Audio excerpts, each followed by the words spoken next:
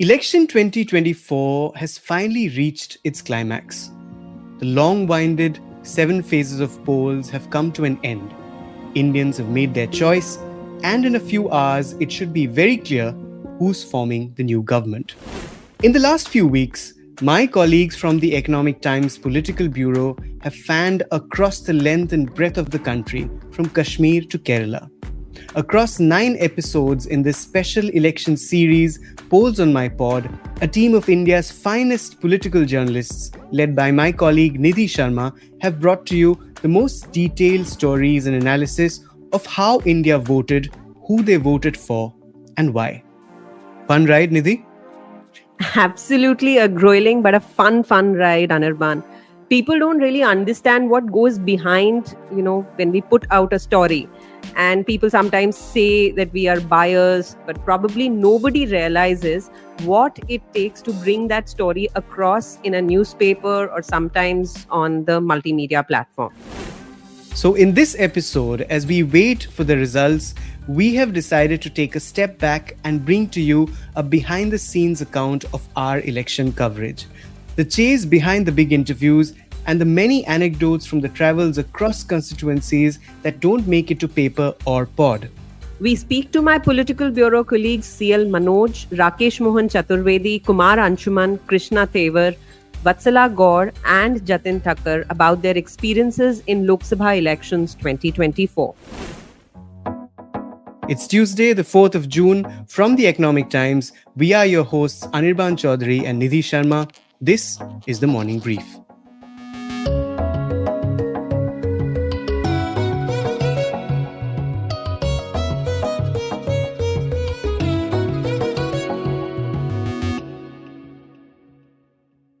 So, Nidhi, let's start with issues, right? I mean, election coverage is nothing without its issues that basically give context to the contests.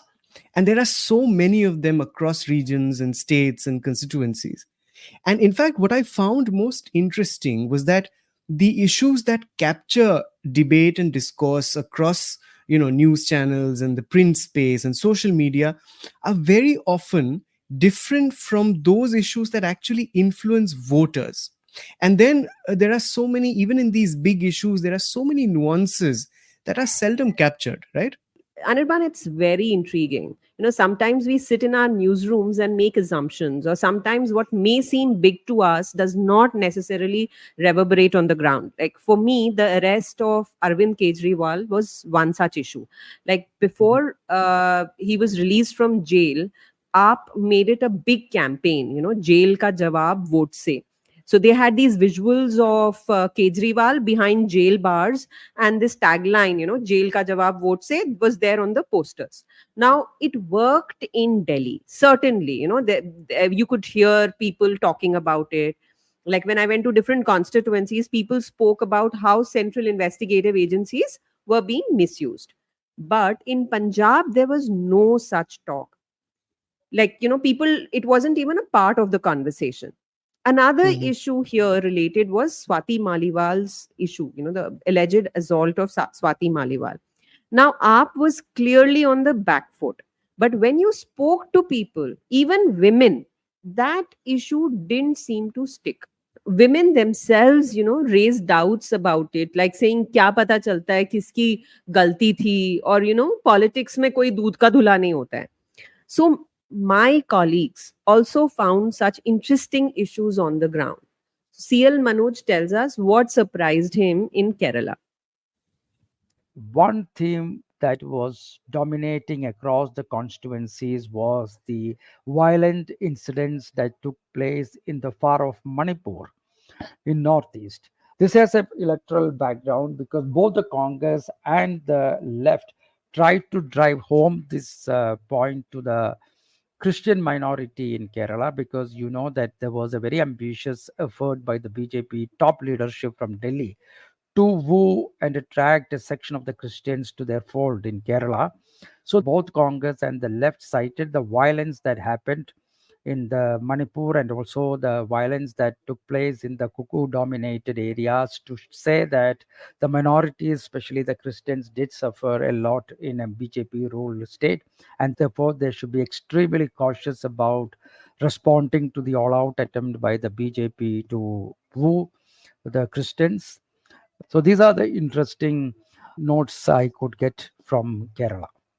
My colleague Kumar Anshuman riled up his Twitter fam when he wrote that he did not find caste an issue in Orissa. Let's hear him covering his first election in the state. From my experience, I would say that Odisha was one state where caste was missing from the entire electoral campaign, or the primary thing around which the election was engineered or an election was planned. Caste was not there. Caste was not an issue at all. I wrote this on Twitter and people started trolling me that, Odisha is so much divided into castes and there is so much atrocity on Dalits happening. You went there, you only went to cities and you couldn't see the atrocities there. I'm not denying that, there might be caste discrimination happening in the Odisha, but my point was that caste is not a factor in political discourse of election campaign. The election was basically on development agenda, change vote, and so many other things. Krishna found that Prime Minister Narendra Modi's remark on Mangal Sutra didn't find takers in Maharashtra, the constituencies where he travelled. That did not have any traction on the ground at all. Even the BJP's most strongest supporters, who like core group, did not believe it. So that was a bit surprising, because this was anyway not for the core people.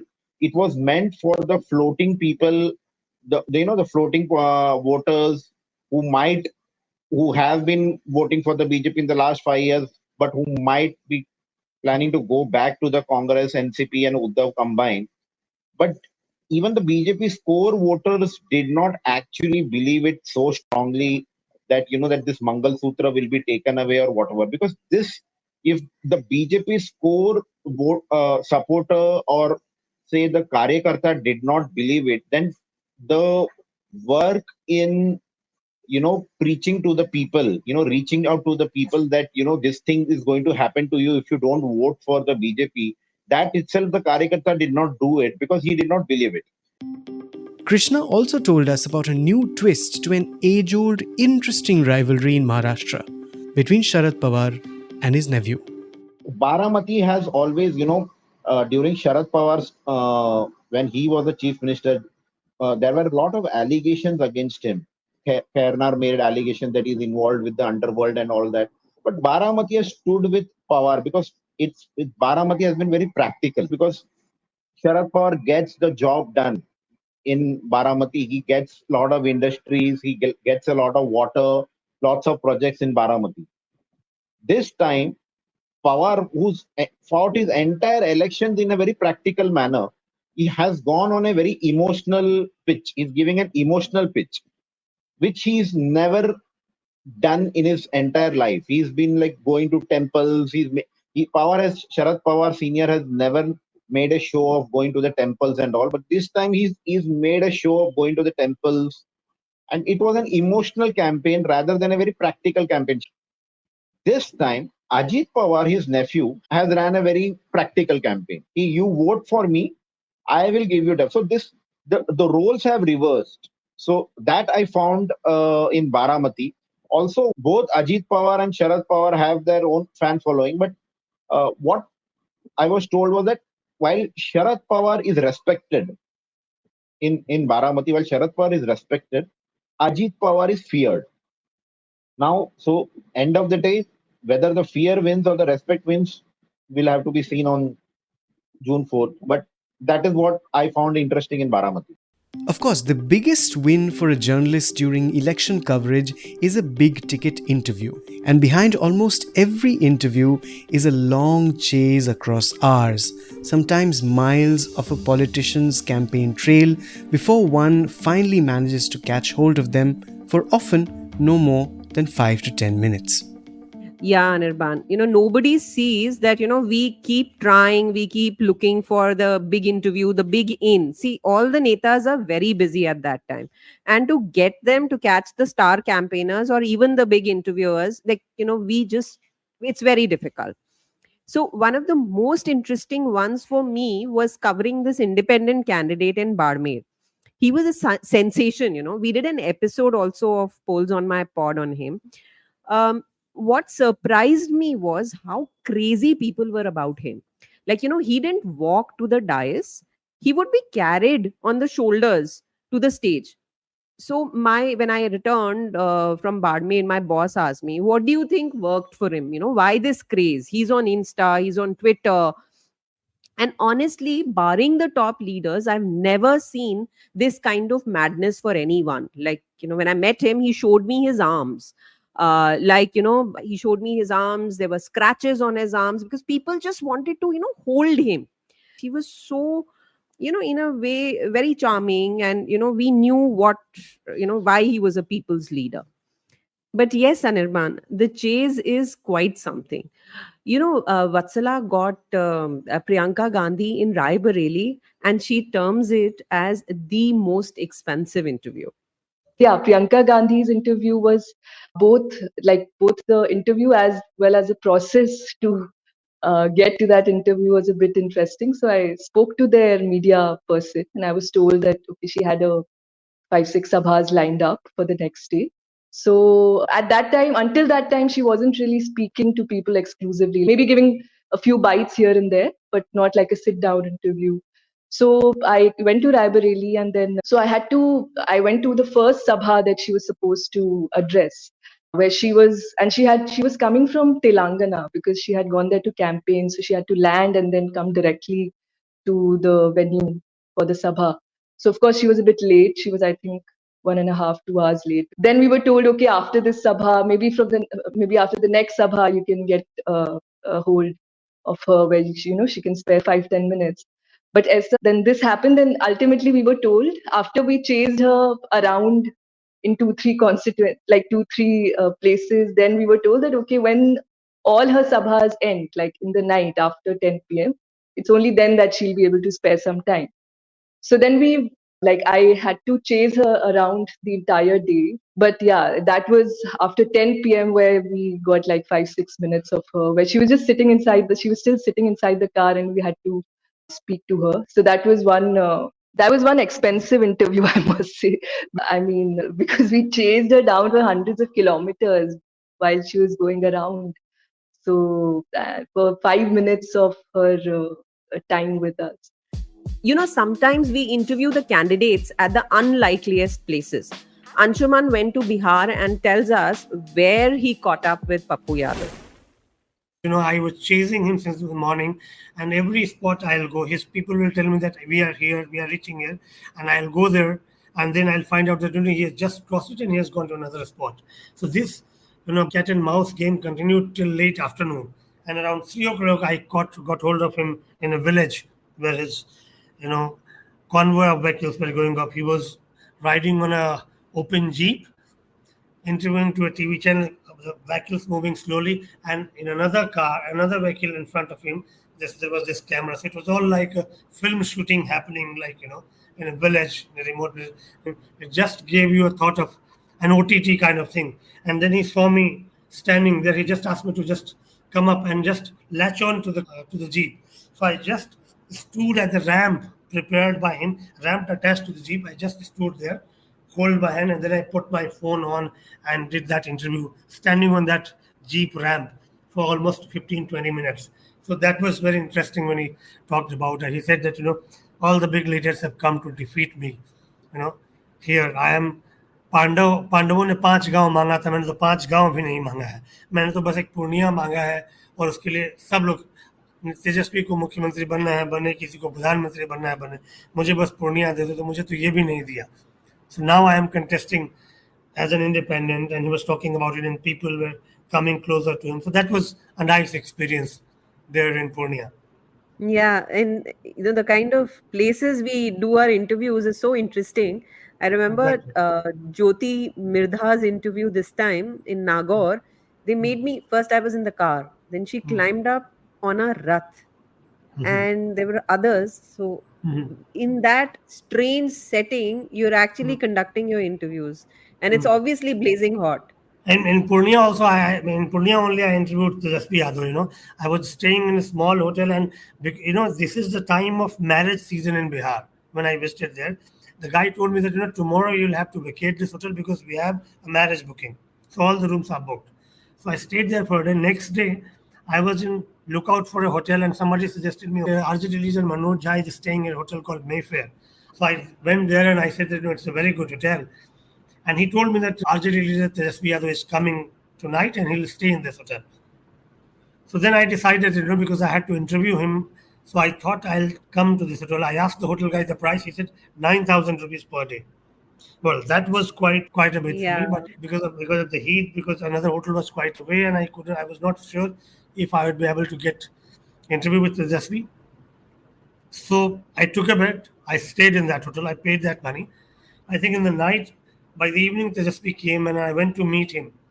So his close friend and now MP Sanjay Yadav, he told me that the interview is not possible today. It will happen tomorrow. I said, I have paid 9,000 rupees for this room. I mean, a journalist like me could not pay this room. If interview doesn't happen, that money is wasted. So he said, okay, fine. So late in the night, around 12, I got a call from him. I went and sat with Tejasvi for around half an hour, and then we talked. So I seriously think that had I not stayed in that hotel, I could not have done that interview. My colleague Rakesh Mohan Chaturvedi tells us how he went to Chhindwara but missed interviewing Congress leader Kamal Nath for the unlikeliest reason. So Chhindwara was another interesting experience where I had tied up with Congress leader Kamal Nath's team, and I had plans of meeting him, interviewing him. And he has always been very media friendly, and he makes a good copy. He has all these vast experience going several decades.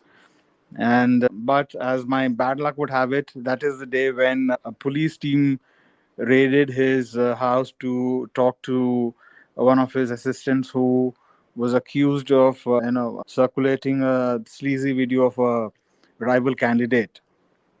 And one local journalist had turned approver and said, this clip doing the rounds in the constituency of the BJP leader who is contesting against Kamal Nath's son, Nakul Nath. That is a doctored video, but it has been done by Kamal Nath's aide. And so when I reached the place, the police team had just left. And of course, Kamal Nath was in a bad mood. I think he was not there when the team had arrived, but he had come back from campaigning. And this was in the evening. I did meet him, but he said on no grounds is he going to talk to the media today. Well, it isn't only the big ticket politicians that are necessarily the most interesting. There are so many other smaller candidates that provide great stories. And of course, there's members of the Aam Janta who give you insights that prove to be far more riveting than the interviews that you've just got.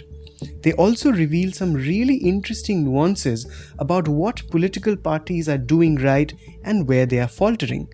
For instance, most people seem to be really unimpressed with star or celeb campaigners that the political parties think will be massive crowd pullers.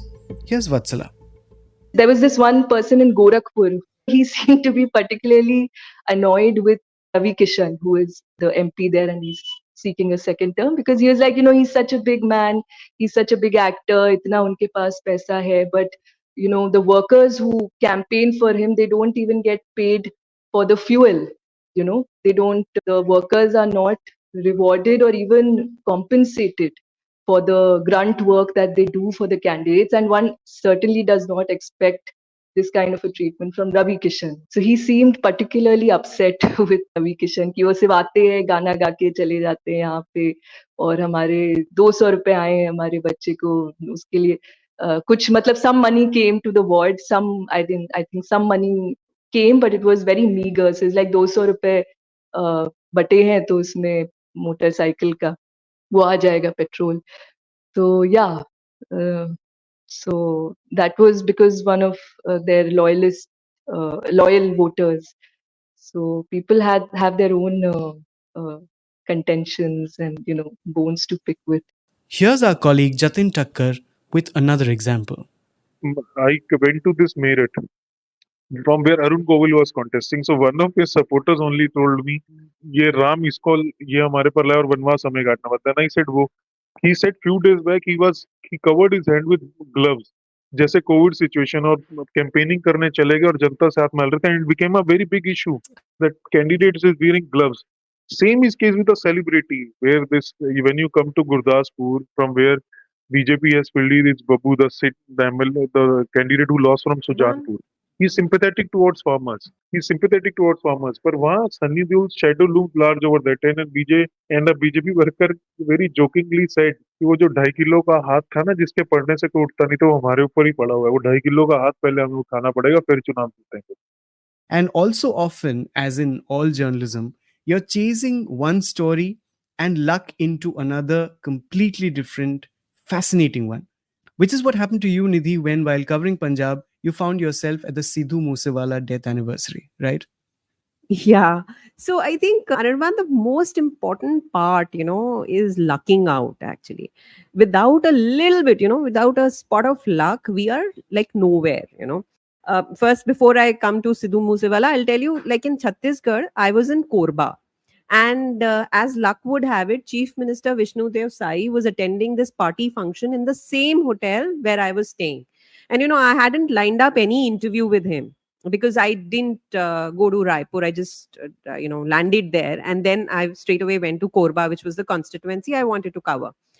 Now, though the noisy settings were not the ideal place to interview him, but when I met him, he promised to give me time the next day. And he actually did. So, I ended up interviewing him without even expecting, an interview. So when I was in Punjab, I was leaving Bhatinda when I realized that I was just an hour away from Musa, Sidhu Moosewala's village. And it was his second death anniversary the same day. So I changed my course, and what a trip it was. It was like, I went to his village and spoke to people, saw his we did a print story also, saw his haveli, and the vibe of that place was actually a learning experience for me. And I told my friends, I actually felt lucky that day. So all others have also had similar experiences, and funny ones at that. Like Vatsala tells us how she almost got bribed. I went to this Samajwadi Party office in Ambedkar Nagar. So there I was speaking to the workers who were there. There were probably a few functionaries also out of them. And I spoke to them at length about what were the factors that were at play, this and that. And then when I ended my conversation, I came out. Then right across the office, there was this tea stall. So I thought I'll just speak to some more commoners, some more locals. So I was having my tea, and then this guy, the worker I was speaking with there, he comes, and he came with an envelope, and he thought that, I don't know, it was just, it was to express their gratitude that I spoke to them for so long, or I don't know what went through their heads. And so he was trying to offer me some money. And then I was like, I can't do this. This is my job. So, I didn't do any favor to you by speaking to you, and this is what we're supposed to do. Then he was like, "Nahi, but you have to take it. You have to take it." Then I went towards the car. So he's like, "नहीं, आप अपने petrol इतना लगा के आई हैं, तो आप उसका ले लीजिए पैसा." फिर then I had to tell them that, okay, मतलब it's not my money that I'm spending. It's, I represent an organization. They are paying for it. And Jatin tells us how a politician gave him 6 to 7 kgs of sabzi, homegrown sabzis, and he didn't know what to do with them. When I went to meet Ashok Tamar, he knows me. He said, no, you have to eat with me and all that. And while I was going from his rally to his residence along with him and talking to him in the phone, he told his security wala कि यहाँ ये सब्जियां जो हमारे यहाँ अच्छी आती है ना, दे दो भाई साहब के लिए सब्जी भेजें. He gave me around 5 to 6 kgs of those sabji, and my wife and mother were asking me what would we do with this. How would we manage 6 to 7 kgs of sabji in one go? Then I ensured that while coming back, I ensured that I gave it most of it I left it some gurdwara. Then I gave it to some poor people. I hope Ashok Tamar is not listening to this recording, but can you imagine? So, no, he was not trying to bribe me, but he was trying to say, "I've come." Can you imagine this with sabji? With sabji. So all this you never see in the newspapers, but a lot goes behind the stories you read, and sometimes troll us on social media for what you see as bias. But trust me, you don't see the work going into it. This is all we have for you today. Hope you enjoyed listening to our special series Polls on My Pod. We won't drop an episode tomorrow, but we will catch you on Thursday with a wrap. You were listening to this episode on The Morning Brief. It was produced by Neil Ghai and Surohini Jain, sound designed by Amrit Reggie and Rajas Naik. The Morning Brief drops every Tuesday to Friday on an audio streaming platform of your choice. Keep listening. We are your hosts, Anirban Chaudhary and Nidhi Sharma, signing off. Have a very good week.